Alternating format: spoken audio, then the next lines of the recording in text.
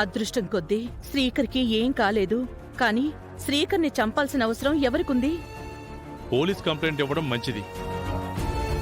అవును మామయ్య గారు, పోలీసులైతే శత్రువుని కనిపెట్టగలుగుతారు. మీరేమైనా అనుకోండి, నాకైతే ఒకరి మీద అనుమానంగా ఉంది. ఎవరి మీద బంగారం?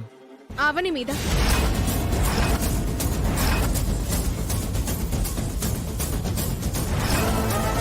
అవనిని ఎలా అనుమానించగలుగుతున్నావు? తాళిని అడ్డం పెట్టుకుని నీకు పెళ్లి జరగకుండా చేస్తుంది.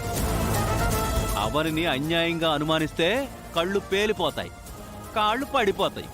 ఆధారం లేకుండా నేను మాట్లాడను. నీ దగ్గర ఏం ఆధారం ఉందమ్మా? నిన్న రాత్రి శ్రీకర్ అవని దగ్గరికి వెళ్లి తాళిచ్చేయమని అడిగితే తాళని తీసేస్తే నీకే ప్రమాదమని శ్రీకర్తో చెప్పి పంపించింది కదా. ఆ విషయం శ్రీకరే మనతో చెప్పాడు.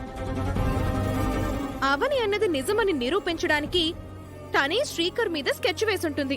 అందులో అనుమానమే లేదు. వద్దమ్మా, దయచేసి అలా మాట్లాడొద్దు. ఎంతటి కష్టమైనా తను భరిస్తుంది, కానీ ఎదుటివారికి హాని తలపెట్టాలనుకోదు. అవని బయటకో రకం లోపలో రకం నాన్నా.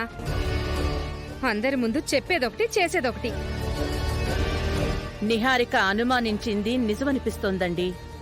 తాళి లేకపోతే శ్రీకర్కి అడుగడుగునా ప్రమాదం పొంచి ఉంటుందని నమ్మించడానికి దొంగని ఏర్పాటు చేసి మంగళసూత్రం పోయేలా చేసింది. అలాగే గన్ షూటర్ని కూడా అరేంజ్ చేసింది. కరెక్ట్ అత్తయ్య, మీరు సింక్లాకొచ్చారు.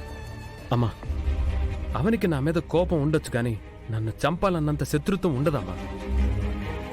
రేయ్, నువ్విలా అమాయకంగా ఉండబట్టే ఆ అమ్మగారు అలా ఆటలాడుతున్నారు. అవనిని నువ్వింకా నమ్మడంలో అర్థం లేదు శ్రీకర్. మనం తనకి ఎంత అవకాశం ఇచ్చాం, అయినా మనల్ని గౌరవించిందా? నిజంగా తను నా మీద అటాక్ చేయించేంత దూరం వెళ్తుందా? అలాంటి ఆలోచన చేయగలుగుతుందా? ఇది నమ్మాల్సిన విషయమేనా?